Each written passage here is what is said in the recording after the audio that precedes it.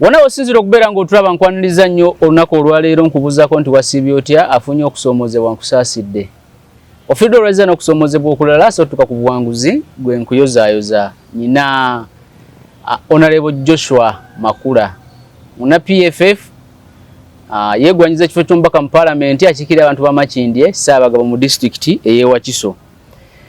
Akabonero ke simu agenda kubuuza tugenda kwogera ebigambo naye. Joshua abuuza abantu. Basebo ne banyaba batulaba era abatuwuliriza mbalamusizaako mbebaza gyonna gye mukola gye mutuusizzaako engalo. Yafunyemu okusoomoozebwa si kirungi afiiriddwa tunywerera wamu naawe. Abantu b'e Makindye Ssaabagabo mbalamusizaako ak'ensuzo. Ab'e Bunnamwaya, ab'e Mutundwe, ab'e Seguku, ab'e Mutungo, ab'e Ndejje, ab'e Namasuba, ab'e Masajja nabo mu luka gw'e Busaabala. Nabo nawawo. Na mbalamusizaako. Joshua Makula ly'erinnya yenze omusajja akutte akasimu. Mubaka agenda okukiikirira nga buli w'omwetaaga omukubira n'omutuukako. Nga si kuteeka simu, si kuteeka mu koodi. Joshua Makula mugezi, Joshua Makula muyivu, Joshua Makula wampisa, Joshua Makula anywerera ku nsonga, Joshua Makula ekyokukola akimanyi, era Joshua Makula ge makula ga Ssaabagabo. Tweyanza nnyo, tweyanzege Joshua, tugenda kwogera ebigambo nayo naku olwaliro. Ekisooka kampeyini zitambula zitya? Ewuwo. Ewange njagala okwebaza Mukama nti mu mbeera yonna yonna kampeyini zibadde zitambula nga abantu batwaniriza abantu ng'obubaka bwaffe babusiima kubanga yese njagala nkubuulira nti abantu b'ennaku zino baabuuse omulimu gw'omubaka wa Paalamenti bagumanyi. Si bye bino bya woyo. Si bye bino ani agiwadde omuliro, si bye nti gundi abatumiddeko pulezidenti, si bye buno nti wolabye akabonero kano tiikinga. Ennaku zino ensonga bazimanyi era bakuwiza ne bagaana okusinziira ku byogedde omulimu gyagukola kubanga twaga tusindikeyo omuntu anaayogera. Era abantu mbeebaza eggulo nabaddeko mu lufukaawo abantu mwebale kunyaniriza mwandaze nti ensonga mugimanyi era mwagala omubaka anaatuusa eddoboozi lyammwe. Ensonga ya ssente eri etya? Abamu baŋŋamba ffe ne field twagikoowa abantu batusaba ssente ku gulawundi wali tetulina ssente. Sente watali kulimba sente zeetaagisa mu kalulu kubanga mu luzungu ali kigambo kyota logistics ebikozesebwa kuba weetaaga ebikozesebwa mu kalulu weetaaga posters weetaaga banners weetaaga amafuta mu motoka tiimu yennyini gy'otambula naye erina okulya erina okunywa amazzi ate gwe oba otambula naye bakulabanga taata bwe kiri olina okubalabira so sente zeetaagisa mu kalulu nga tonatuuka na ku mulonzi akusaba oba omuwagizi akusaba tiimu yo yonna gy'otambule nabo bantu 10, 15, bantu 20 waliwo abatambula n'abantu nga bantu 100 obeera okoze essomero kitegeeza olina okubalabirira ate newe munnyuka ekawungeezi olina okubasiibula tobakubira bukubiza ejjambo olina obbasiibula ngamba tiimu yo ate bali bensisinkanye mu field kati bosinkanye mu field tutambulidde ku ngombe egamba nti teri luseke ate ku kyonjagala nkunnyonnyola akantu kano abantu bonna abalonzi mu Uganda yonna si mu Makindye Ssaabagabo mukategeere omuntu yenna yeesimbyeyo bw'omusaba ssente n'azikuwa oba najja n'azikuwa ntozimusabye ogwe guba guwedde bwawangula oba tokyabanja ye contract yo wakati we naye aba yakusasula dda naye nze bwompa akalulu nga nsinzidde ku bisuubizo byange kitegeeza olina okummanja nyina okukolera kituufu si bwe guli muganda wange so abalonzi bw'omukulembeze bw'abanga yakuwa yajja n'abazinira amazina yajja n'abakubisa endongo yajja n'abagabira zi t-shirt n'abawa sabbuuni n'abawa temuwanja n'ayitamu ekiro nga buli nnyumba agisonseka muba muweddeyo naye kati ffe abagizze abayimiridde ku nsonga abazze okulaba nti nno ebitusoomooza mbakulemberamu okulaba nga tukola ki tubigonjoola so si nti ngenda bigonjoola nze kawula wamu nammwe ngenda bakulemberamu gavumenti esobole okubigonjoola kubanga abantu kyebeerabira gavumenti oba ani afuga yeekolera abantu kituufu fenga bwe twagala Mr. Museveni aveeko yenna agenda okugenda mu ntebe abantu gwe mugenda okulonda yalina obbakolera omubaka akola ki abeera olutindo wakati waffe ne gavumenti mwe fe abalonzi n'abatali balonzi ng'abaana abato n'abo n'abagwira omubaka abeera olutindo okutuusa eddoboozi lyammwe. Kankuwa example, mu Lufuka tulina ekizibu ky'amataba nti enkuba bw'etonya ne weefuyiridde bufuuyirizi kiri mu Ndejje division. Ndejje Konaweeka, Ndejje Zanta. Ng'onaatera ng'ogenda mu Zanta. Kati nti enkuba bw'etonya abantu okubanga NEMA yali mu planningira abantu, eggwanga lyaffe lirina planning, amazzi gayingirira abantu mu mayumba gaabwe. Okitegeera? Kati gavumenti ekyo erina kikolako naye erina okuvuna omubaka alina otuusaayo eddoboozi ku bekikwatako. Local government nejja neekola, mayor najja n'akola, government, central government nejja neekola. Naye obeera n'omubaka nga yagamba bwe tudiringa na gavumenti ffe tetugenda kufuna muganda wange. Ate n'ekirala bagambe nti omubaka wa palamenti dammi yakulayira aba agenze mu gavumenti, omusala gwafuna guva ku akawunti minisita zafuna, omusomesa zafuna, n'omusawo zafuna. Olitagamba muze siri mu gavumenti nga mbaka palamenti nga loopu nga kansala. Ale gavumenti erina amatabi asatu. Erina eri executive erikolera abantu, erina eri abalamuzi, erina n'ettabi erya babaka ba parliament legislature. So bigiga amatabi asatu. Erimu bwe teririiwo gavumenti eba teririiwo. So buli omu oba okola ekitongole ekiramuzi oba kyokola parliament oba executive obeera mukozi wa gavumenti, oba oli wa opposition oba oli wa gavumenti, omusaala gw'ofuna guva mu Ministry of Finance. Ekyo balina okukimanya. Era ffe tetuzza okulaba gavumenti mukama bw'aba ku saidi yaffe n'ekyuka nga bw'egenda okukyuka mu January nga 15 tugenda kukolera abantu baffe, tugenda kulaba nga eddoboozi lyaffe lituukayo ku byobulamu. Mwasimbawo president muwagirani aba PFF. Nze sina president. Ekibiina kyaffe kyakola endagaano n'ekibiina ekya ANT kiina presidential candidate nje n'Omugisha Muntu, ate era kiri mu kwogerezeganya wamu n'ekibiina ekya NUP. So candidate yena owenkyukakyuka ekibiina kyaffe kimuwagala. Ne kati nga nze nga omuntu nange nyinawo gwe mpagira nga candidate owange, naye tanjogeddeeko, so nange sijja mukwera amasannyalaze. Naye natuuka ali mu box nja kulondako ani gwe mpagira. So awo nyine wengenda osimbuliza ekibuuzo kiva Masaka, president wa NUP gye yabadde, buli omu gwalinamu essuubi ku opposition ng'agamba nti nze nkimanyi ne wennawangula akalulu. Eddoboozi lye waliwuliddeko? Sooka omaleyo sebo. Byabakama tajja kunnangira kubanga mukozi wa Museveni. So tolaba nti essuubi lyamuwedde mudda nammwe oba n'abalala bayinza okuba nga bamuwagira. Oli yeebuuza ekisooka lwaki yagenda mu kalulu ng'akimanyi tebasobola mulangirira. Nyongedde okukakasa ebigambo gye n'omuntu bye yayogera nga bamaze omuwandiisa nga candidate. Yagamba nti Mr. Museveni waliwo ensonga emu yokka lwaki nsobola omugirako enkofiira. Era enkofiira n'agijjako. N'agamba nti Mr. Museveni atuukirizza agenda ye ey'okumalamu bannayuganda essuubi.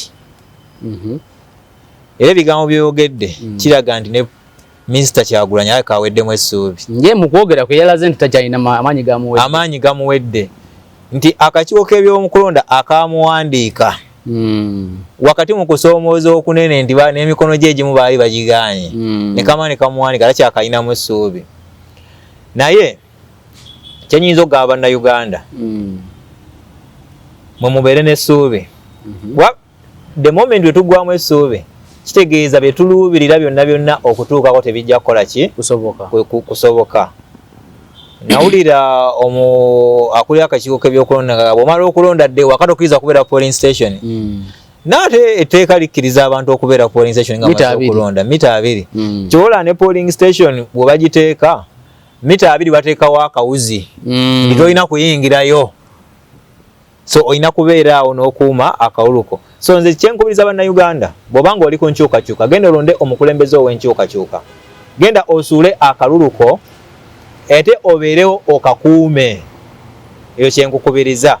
Naye kuuma eddembe, tobeeramu kwekalakaasa. Omanyi nina we nalabye abawagizi awamu nga bakuba tebamukubye naye nga beekalakasa munnamawulire ave ku mmotoka bagamba UBC aveeyo kane neebuuza ate ani agenda okutuusa information anti bamulaba nga atali waabwe abantu naye nga nze ndaba bannamawulire tebalina buzibu njagala tusooka tudde wali eri opposition ogiraba n'essuubi okuwangula akalulu ka 2026 nga liida ow'amaanyi mu opposition yakugamba nze nayo naba mpangudde ekyo nkimanyi tebasobola kunnangirira ogiraba okukwata obuyinza opposition okay nja kuwa n'example okuva wano newali tekina buzibu ego nawadde ndaba debate candidate Mugisha Muntu n'agamba okuwangula akalulu kyetaagisa strategy naye n'okukulangirira nga president nayo etaaga another strategy n'okubeera ne two independent strategies essaawa zino akalulu nga bakasudde mu box kiri obvious opposition egenda kawangula kati ba presidential candidate balina okubeera ne strategy okulaba nga babalangirira okitegeera so Mr. Kyagulanyi, Mr. Muntu, Bulira Frank n'abalala bakasiba nte mulina okufa okulaba nga mubeera ne strategy nti bwe bawangudde akalulu bakola ki bakulangirira kubanga watali kubuuza akawuluko candidate wa opposition agenda kuwangula kano akalulu kubanga eggwanga lyonna lyagala enkyukakyuka ey'omuggundu so Mr. Kyagulanyi njagala nkuzeemu amaanyi togwamu ssuubi akalulu olina chance ekawangula naye abyogera ebyo yali wali ku front line gwali ku front line kati amajeego ogenda gamalamu amaanyi abaana bafuutu soja abakuwerekera bazeemu amaanyi basobole okuwagira kubanga eggwanga liraga nti nno enkyukakyuka giri yeesunza abantu bazeemu essuubi yogera ebyo ebibaleetera okulaba nga balaba nti yeggwe candidate agenda okubasomosa paka 2026 so kati ebyo byayogera biraga nti essuubi ly'abantu libagweddemu essuubi lirakaye okusinziira ku byalaba biraka liweddemu olabawo candidate omulala ng'ogyeko Kyagulanyi okuwatanyawatanyaako mu kalulu kano ensonga Besigye yalina crowd nga temanyi eno ate nali nkyali mubuuka muto nga sinatandika nakukola nga nyina obudde obugoberera ensonga zonna nga sina bisoomooza sina mukyala sina girlfriend okitegeera Bobi Wine Mr. Besigye yalina crowd nga waayita emmotoka basindika nsindike galukako n'ekiseera nga abantu bamusondera ssente olwayita bamuwa ssente 2016 wakiraba era nyina sina kubuusabuusa nti akalulu ako yakawangula challenge yava kuki ku kumulangirira so n'essaawa zino kiri labibwa n'omwana ayonka nti Mr. Kyagulanyi apuulinze crowds nene kati alina okufa okulaba nga bamulangirira but crowd reflecting mu box bigatta box akalulu kamwe kali naye ebiva mu box byebalangi bebo afuba okulaba nga abeera ne strategy nti bamulangirira omanyi oluwedde mu kulonda okwerya tugamba nti gwe no bikwase Kyagulanyi tubimukwasa kati saa zino alina otubuuza nti tubimukwase oba naffe bennyini tubyekwatiremu kubanga bwe tunaabikwasa obukwasa kiyinza okubeera ng'ekiwedde ne balangirira abantu gwe batalonze naye ng'okusinziira nga bwe kiri essaawa zino ziraga nti nno Kyagulanyi is the opposition leading candidate era kati kyasigadde kulaba nga abeera ne strategy eraga nti bajja kumulangirira ateekewo momentum akimanyi kala kitegeeza awedde akkiriza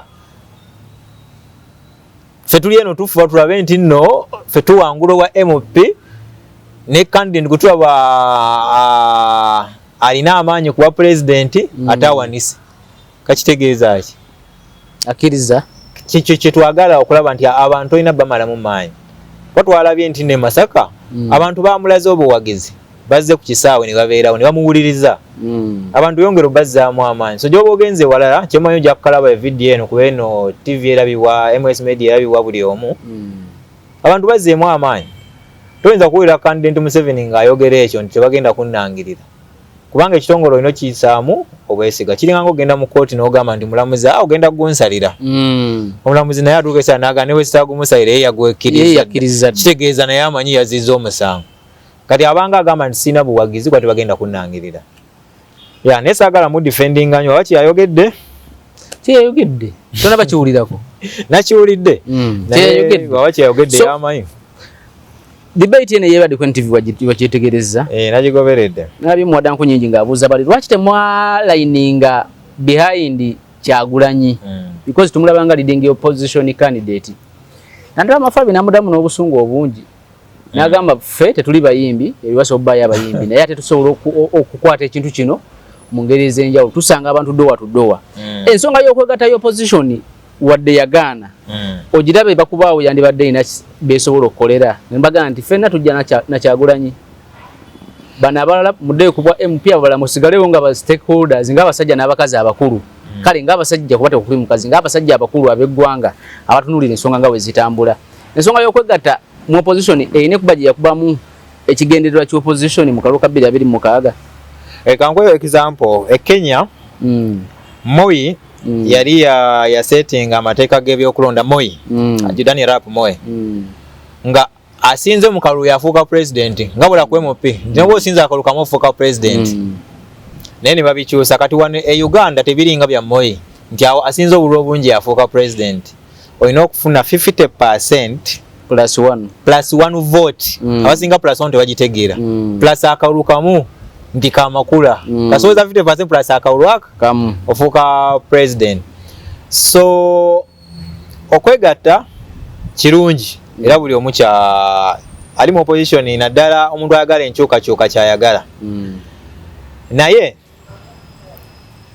challenge ero tunamu abantu abali arrogant nga nku nyingi muwadda okwegala tekulina kubeera nti nno ono yalina ng'etteeka mulina kwegatta nga ono gwe mugulembeza agabeera malala arrogance era nabadde ndaba debate eyo nenga mukyala wange nti tamala emirundi abakubanga waali nga nku nyingi muwadda n'abuuza yekibuuzo yadda bamukubirawo ennyonda awo wanga yabuuza ekibuuzo nga kya bwana buto kyakumanyira kulaga nti no bali abali mu kalulusi tebalina magezi tebalina maanyi tebalina buwagizi okitegeera neje n'omuntu yamugizemu n'obukkakamu nandala yamwesizaamu eggaali nku nyingi yalaze nti no simba mubaka wa parliament kubanga ku level excitement eyo gyayina yadde y'amaanyi alaga nti oli yekka gwe balina olayiningako up ne ku level y'obubaka wa parliament nsubira ali badde akitegeera nti ebibiina ebiri ku opposition bigezezzaako okwegatta just wabaawo akasonga akabalemesezza okugamba nti nno ne presidential candidate gwe tusimbye emabega naye nga ebibiina bigezezzaako okulaba nga bikola ki byegatta so ku level ya nku nnyingi muwadda yabuuza ekibuuzo ekitabuuzibwa na mwana muto kubanga tetujja kuwagira kubanga gwe asinza obuwagizi walina okubeera tulina okuwagira on principle okitegeera waliwo abeesimbye mu kalulu kangu example waliwo abantu ng'agenda kulonda akalulu nga tagenda kalonda lwakuba ono yafaanana okuba nti alina obuwagizi obungi ng'agenda kuwuliriza bakandidenti agambe nti ono yasinze okuwuliza okuggusa ensonga kageza ku debate y'eggulo naye bantu bangi nga bagamba Frank Kabulira abantu singa baleeta bamumanyi naye eggulo bamuwuliriza ne balaba nga alina kyayogera okitegeera nga yasinze ne bamabirizi yasinze ne bakandidenti ab'amaanyi omulaba nga b'amaanyi okuggusa ensonga abalina crowd okitegeera era nze njiraba bangi abantu ku social media nga baga this man wayali lwakita campaigninga yagamba sente ze bazifreeze okitegeera naye ng'olaba nti abantu abagoberera ensonga bamulabye okitegeera so okwegatta mulimu abantu abagenda oga nti naye gwe kyekikuvaamu oli mulungi ng'osirise naye bw'otandika okwogera nga byoyogera tebitwala ggwanga mu maaso so it is not necessarily nti alina kubeera alina crowd gwe tulina okwegattako ensonga terina kubeera emu saaliwo naye ndowooza naliwo naye nga sigobera nnyo byafuzi ndowooza mubiri gumu Alhaji Nassan Tegese Wagala yali asinga crowd naye nga tewali asobola muyimirira mabega kubanga walaba talina potential ya kubeera ki president asobola wangula akalulu naye nga talina potential ya kubeera president okitegeera paka yeke nyinyi n'agamba nze kanze kuba meya Besigye Songa okitegeera amalala ge n'aga swallowed his pride okitegeera so ne wano wekirina okubeera essaawa zino bakandidate basobodde kwegatta neffe abawagizi twalabye nga beegatta ne bagamba ono ye candidate wa opposition era abawagizi bo beegasse ne bagamba nti ono gwe tukola ki gwe tugenda okuwagira naye olwo n'abawagizi abalala bagamba nze ne bwe mba nga ndi omu nja kulonda ono kati muwadde ono kiki ekimwogeza ebyo mu njogera gye yayogeddemu alaga nti ono mwe mwena mu bufuzi alaga mwe mwena muli bannaffu mwandibadde musinga mwadde ono emabega twandibadde tutambula bulungi kati nga gwe munnayuganda muganda wange tukulonderwa kuba nti yegwasinze exciting crowd yegwasinze okuba ne gali ennene oba tukulonderwa kubanga byoyogera ebikimaka ya muwada mu bigambo by'empaka parliament n'ekibuuzo kindi mukubuuza sikubuuza answer njagala it is a rhetoric question okirowoozeeko bulowooza nti muwadda olwokuba ayina candidate we candidate we amulaba nti nno yasaanidde okubeera president kati ayagala alowoozese eggwanga ni buli omu gwalina okuwagira si bwe kirina obeera gwe nku nnyingi muwadde omaze emyaka 5 mu parliament tubuulireyo ki kyosuusizza mu kitundu kyo sirina kyendaba neddwaliro Museveni yalizimba eriri ekyaddondo okiraba kuba gavumenti yeyina okuzimba naye ojja nakwesanga nti nno muwadde yennyini nnyini nebo baali balizimba talina naddobalibaggulawo teyagenda lwakuba Museveni yaliggulawo mubaka wa parliament oyo nno kati kitegeeza president wo bw'anaawangula abalala banaabaka opposition tebalina kubeerawo olw'okuba president we yawangudde so nku nnyingi muwadde yatulaze nti nno obwongo bwe oba biki byagira ayogera nnyo ayagala kusanyusa ab'ekibiina kye ne president we yennyini eyamuwa kaadi teyandibadde mbaka wa parliament waali yeesimbyewo emirundi ebiri twamulabako nku nnyingi muwadde omuntu ayagala omubeere mupaka parliament ng'atudde wansi asiita n'ebigere nga yasomba amazzi ku kyalo nze bannange sirina sente naye ngenda basombera amazzi okitegeera eyo level tolina kugira you don't have to stoop low to that level teyandibadde mbaka wa parliament seba kuba NUP wali mu parliament tetumulabyeko kyona n'ebibuuzo byabuuza byaddiikuula ate ne president we munenyamu wekyo kibuuzo yalibadde amugira waliwo owa NT yabuuziza ekibuuzo ng'akibuuza Bobi Wine wamulabe n'amugamba twakulaba ng'ogamba oli muyeekera Mugisha muntu nagamba it sabu said that the person is the one asking that question ngura Mugisha muntu amugambe kibuuzo olina kibuuza okitegeera kikubooli ate nga wa opposition waffe so tulaga abantu abalina emitwe egirowooza nga Mugisha muntu we yabadde alina bwatyo so si banku nnyingi muwadde nti ni mubaka wa parliament oli ku level y'okubeera president bwe kiri nene obuuza ekibuuzo eky'omwana omutonga bwekityo bwesi madda mabega ba Bobi Wine ekyo tetukikkiriza buli muntu aveeyo abawagizi bajja kwegatta Senegal abasibe babiri bava mu komera 10 days to election bawangula akalu ne mu kalu mwalimu n'abalala n'abantu beegatta ne bagamba abana abasibe balimo omulamwa ne balonda abo Sonko ne mukwano gwe faye okitegeera ne balonda abo abantu bajja kwegatta gugenda oyogere ensonga zo gusa eddoboozi wadde ekigambo yabuliira eggulo buliira yasanyudde abantu bangi baye tebamusuubira okitegeera ngayogera facts negwe candidate otugamba ntugende emabega wono okay is a good person candidate mulungi ne ku level y'omubaka wa parliament sikusuubira mu kubuuza kibuuzo bwekityo tozwalabye submission ya mukulu Ken Lukyamzi ngolaba it is a mature submission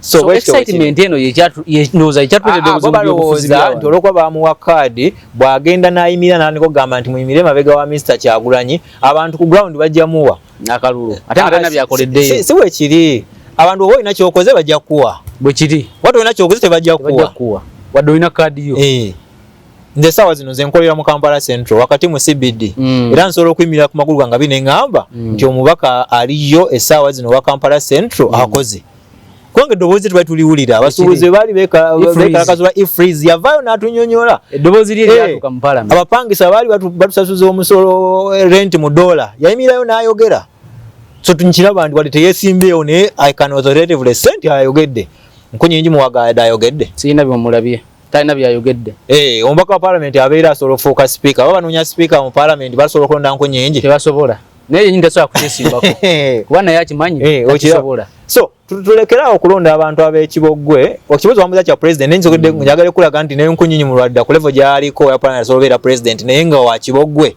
okitegeera so tumere okulonda abakulembeze nga bankunyingi muwadda bagenda siita bigere mu parliament bagenda kukima amazzi ku kyalo odidde omuntu eyeetaaga okuba nga alanga bafa omutadde mu parliament katulina omubaka ewaffe alina empisa nyingi Wemakinde Ssaabagabo tavuze emirambo bitooke nti abantu naba boogera ye tasobola kutiizi mamu yamugato yogeranga nga abakulu boogera okitegeera era njagala omukubireko akasimu omuyiteko wano ku programu olaba naasobola okitegeera be bano bakawadi bakuyita ku debate tosobola nakujja kwogera nsonga zo kubanga ye ali atya ground yammwe eri etya mwe nga Abamakinde Ssaabagabo bakande timulimu nga bameka mu race Actually singa wasomye popular wa New Vision wiki ewedde ku Thursday lwafulumiza abakandidate abesimbyewo mu Buganda ebifo byonna ojja dunoonya yaddufuna bonna abalufunye makinde saba kutuli abantu 9 nendoza mulimu aba independent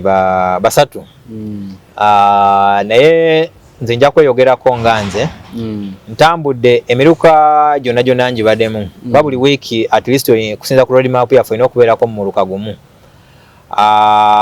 abantu bagamba bamaama bensinkana abavubuka bensinkana bagamba Joshua Makula gwe asaanidde okubeera omubaka wa parliament bwekiba kya individual merit kiba kya individual merit era bankompayalinga n'omubaka aliyo kubanga aliyo gwe bapimirako okusinzira ku mubaka aliyo era n'essaawa zino yeesimbye kuba president ye nalina yeepima na Mr. Museveni tosobola kwepimira ku mulala kyogamba musinga amaanyi aliyo kati aliyo musinga buli kimu kyansinga kiri kimu nti ye incumbent okitegeera erinnya lye liba limanyikiddwa buli wamu ate naye kirala balina kiri kye bagenze balimba abantu nti boolaba akabonero kaabwe nti koba otiikinga naye essaawa zino njagala nkakaze si bwe biri muganda wange essaawa zino baagala muntu aleeta ensonga ku mmeeza eziyamba baagala muntu ali informed kankwe example ekizibu ekisinga okutawaanya abavubuka makinga essaawa ne Uganda at large by'emirimu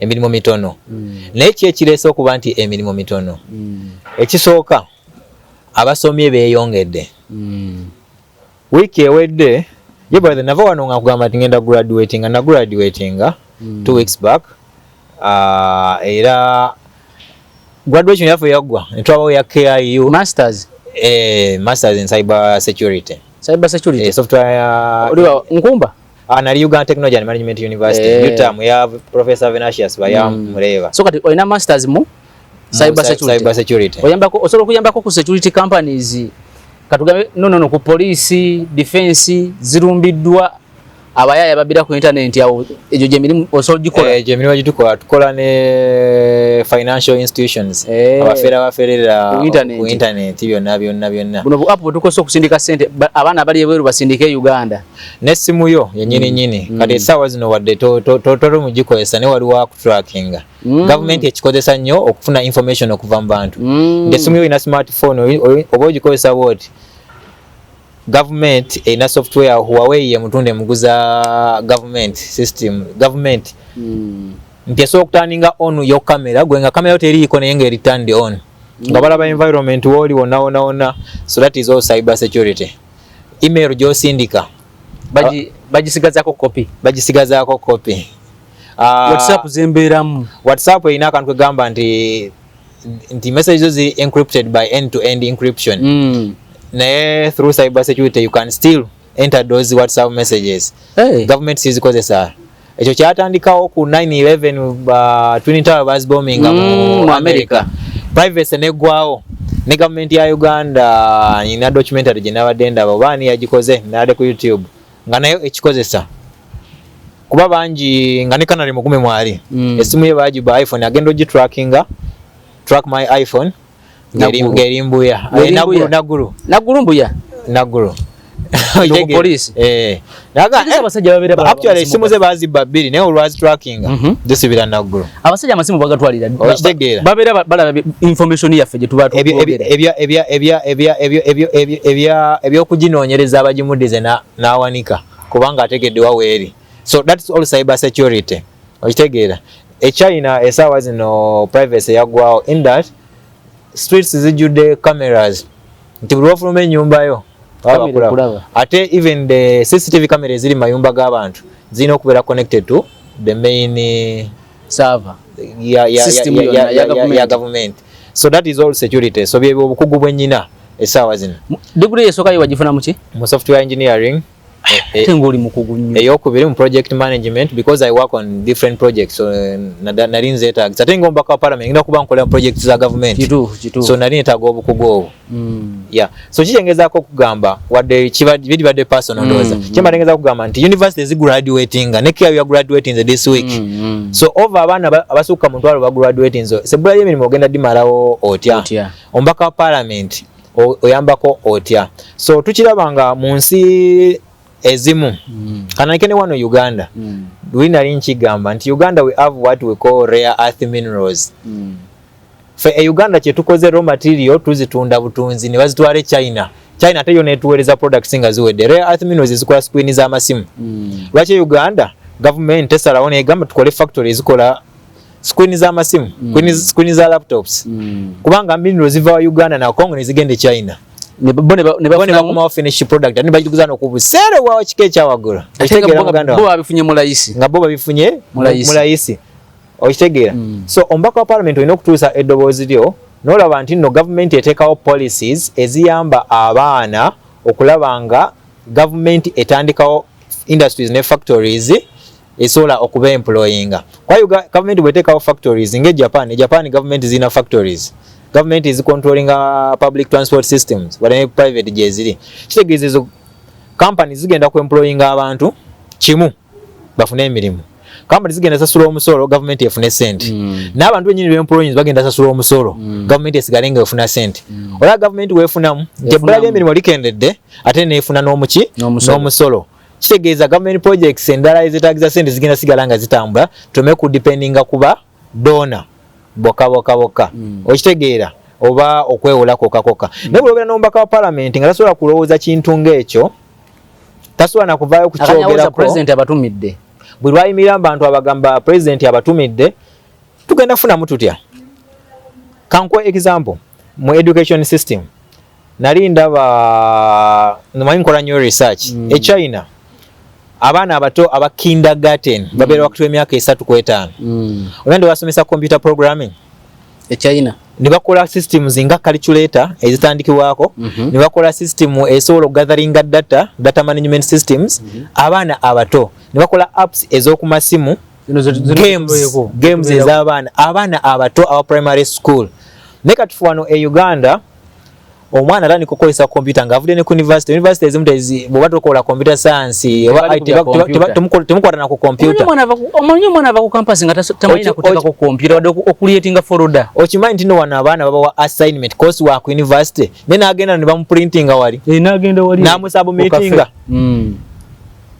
lecturer bw'aba tali ku campus n'amisinga okusubmitinga why kitegeeza we have to embrace technology kikuru ogenda competing otya ku world job makwale tulina kutunda milimo gya wano gyokka totula emirimu egy'ensi yonna ogenda competing otya ku mulimu gw'ensi yonna nga tolina skills ziri basic ezeetaagisa okitegeera nali ku graduation eniweddewo wiiki ewedde nga graduatinga omusajja omu simujjukira linnya lye n'agamba in 1987 yagenda e China okusoma one of the course units gye yali asoma yali mu AI artificial intelligence ne 1987 nga Museveni yakawamba omwaka gumu ng'ali China for the hours ntulabanga AI yakajja era tukagamba AI yakajja okitegeera naye tuga 1987 AI yakajja okitegeera so abantu bwe bati abagezi bati bwetutaaga mu gganga neggwe olonze omubaka atasobola na kubeera kansala bw'ayimirira okwogera talina nsonga y'amakulu eyogerebwa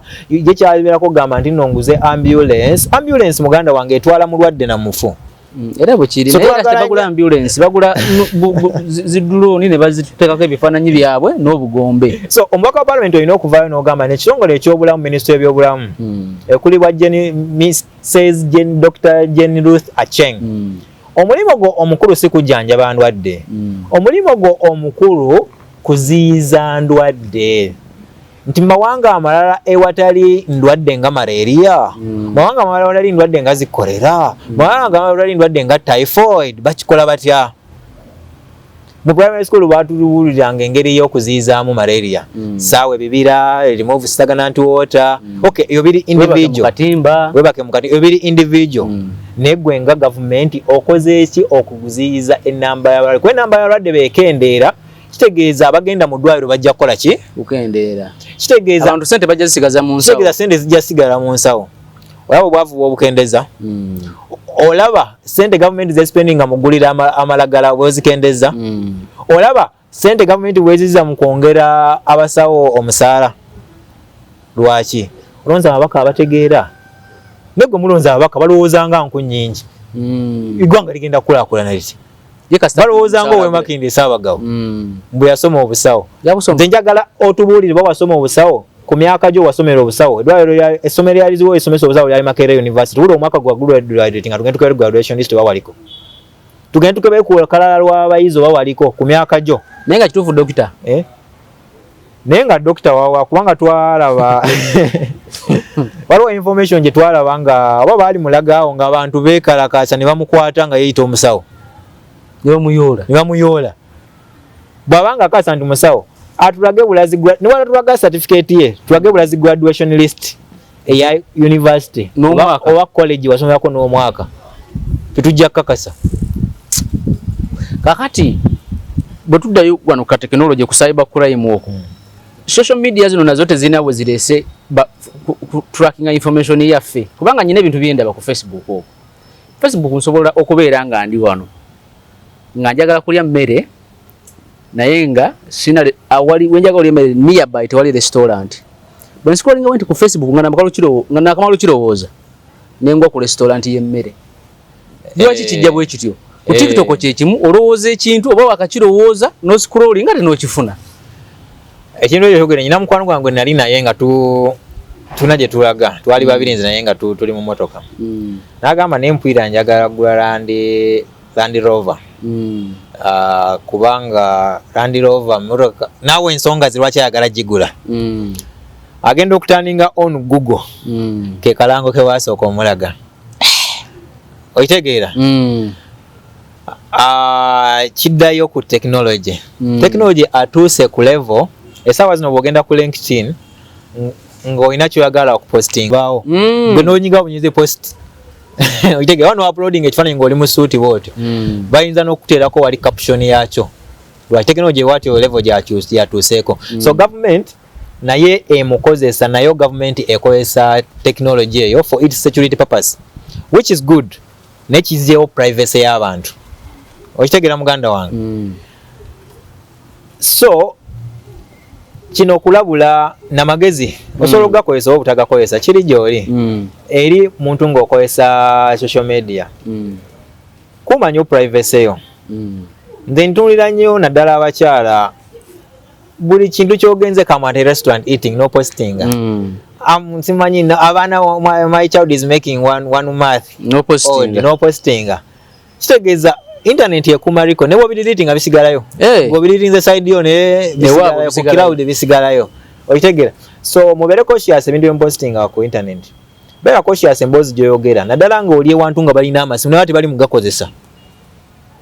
That information can be tracked. Kino nkigamba nga kafulu mu cyber security, kafulu mu software engineering. Government can use you because government ekolaganye ne company ya Huawei. Tola Huawei bajigoba Trump yajigoba mu US nga gamba spyingira China which was true actually. Kati zino ensi za Africa zikozeseza nnyo Huawei okuspyinga ku bantu bazo which is good for security of the country. Nene abantu mbere cautious bye mwogera. Esaawe nabajja kusika ogambe ne gundi bamusiba mulanga bwemage political prisoner nenga ye batukene bamwogeza ne buli kimu recording bakirina because government erina okufuba okulabanga it's not attacked, it's not invaded. Kyomukitegeera naye nabanga government ezeeko ya Kyagulanyi ejja kikola naye banga government ezeeko ya jeno muntu ejja kikola ebyokwerinda w'eggwanga kubanga eggwanga riri stable lirireetamu enkulaakulana abaana bajja okusoma. Eggwanga bali liri unstable n'ebyobulamu tebitambula abaaliwo mu biseera by'obutale bajja kubuweera. Ojja buuza muzeeyi Kagata akigambe endwadde zeeyongera olw'okuba ebyokwerinda tebiri stable. So olwokuba technology yasukka abantu bangi mukozesa smartphone ne bw'oba toyinaako data they can get your information because oyina mu simu card. Bwenga yagala okwesimbawo nga yesimbya yagala obubaka bwa parliament Makindye Ssaabagabo obwongo buno obwa technology bwoyize abavubuka bano aba Makindye Ssaabagabo so bayamba otya nawe okufunamu ku kya technology. Waliwo ekintu kye natandika nga siri mubaka wa parliament ate nga si mulimu gwa mubaka wa parliament. Naye bwe natuuka mu kalulu ne nkipozinga you cannot give what you don't have. Yeah. Ate what you have is what you give.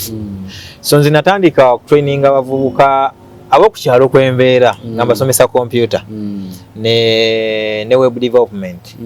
And that is something because there is no a skill eziri marketable ku katale kensi yonna.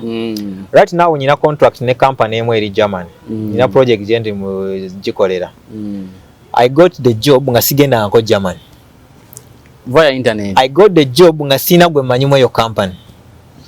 Nenda manya wawe basanga emirimu egyo. Actually nekirala. Nafuna omulimo nga tebansabe wadde certificate ya buyigirize bwange. Ne bampa exercise, bampa project ezokolako. Nozikola. Nenzikuba budinda.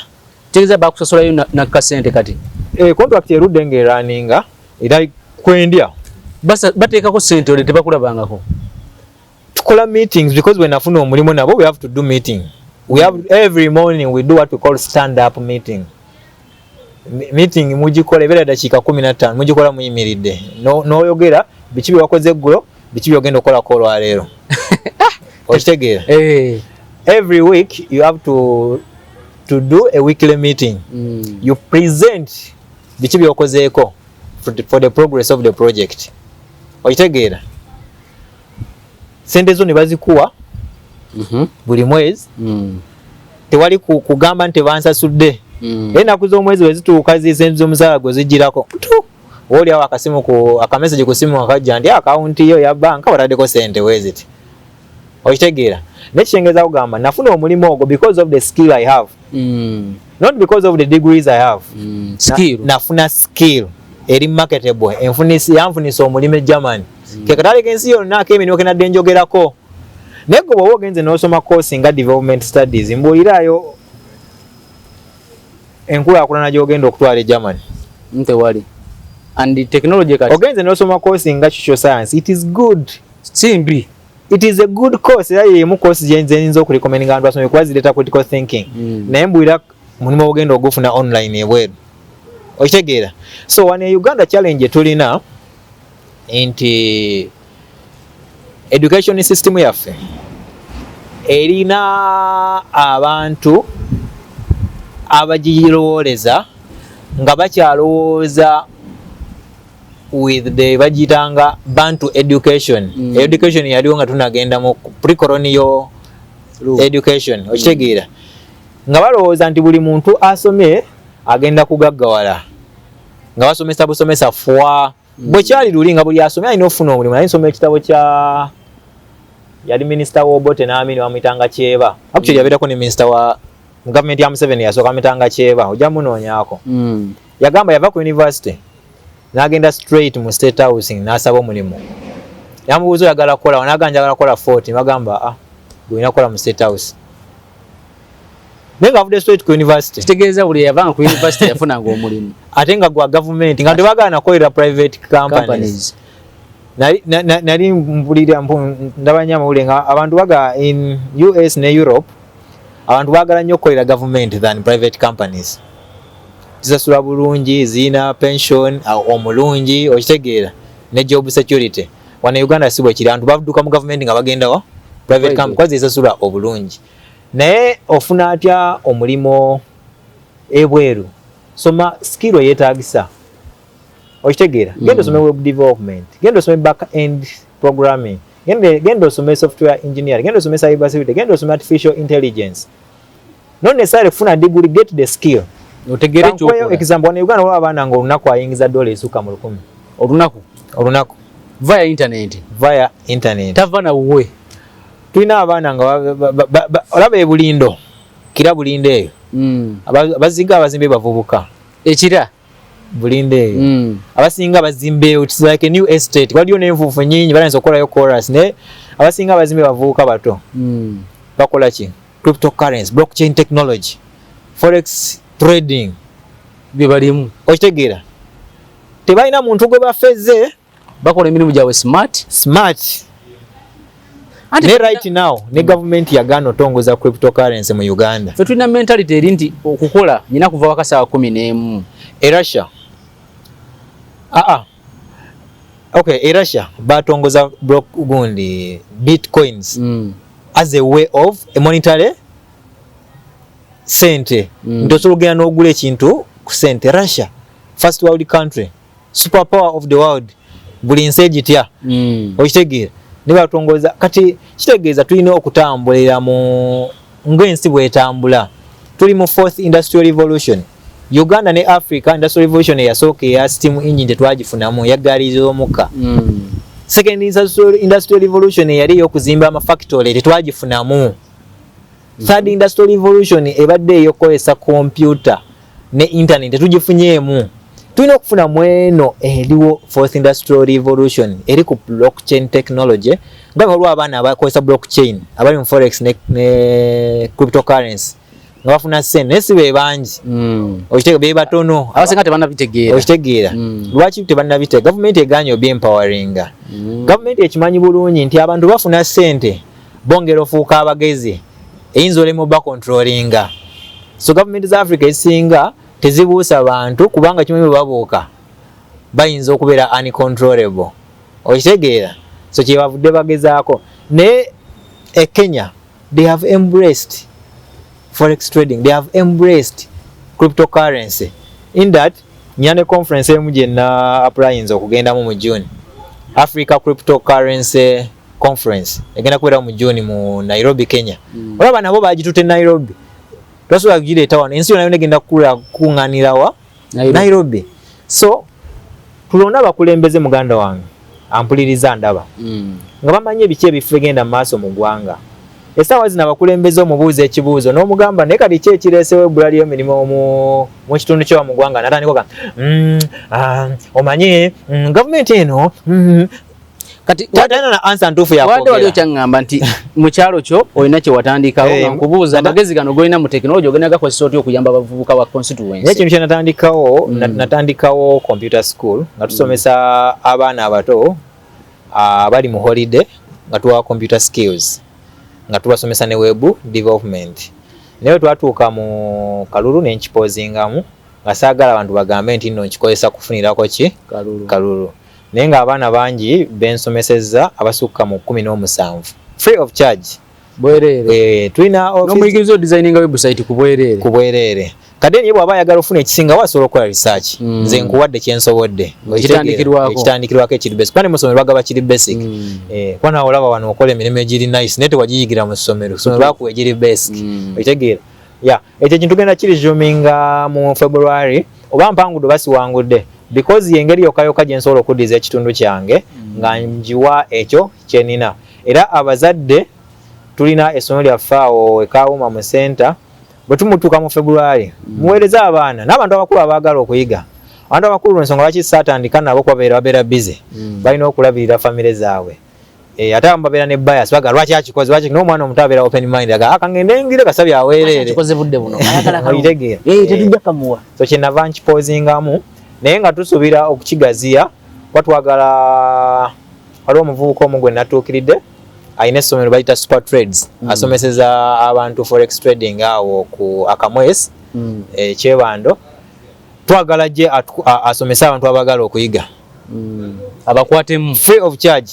Nze cost ezize ezimuzasula njazinkaringa mafuta ne stipend we gwana ayagala. Naye tugenda kikola mu February nga tuvudde mu kalulu oba mpangudde basiwangudde kubanga abavubuka yengeri tulina okwejja mu bwavu. Mu Luzungu Bayibuli egamba iron sharpens iron, ekyuma kiwagala kyuma.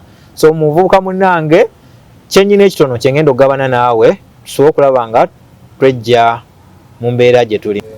So bado kyangamba nti tekinologi oyo n'obukugu bw'oyina bw'otyo bw'obuwa abaana era ogenda kitukiza mu February nga kalulu kawedde oba owangudde oba towangudde. Ate actually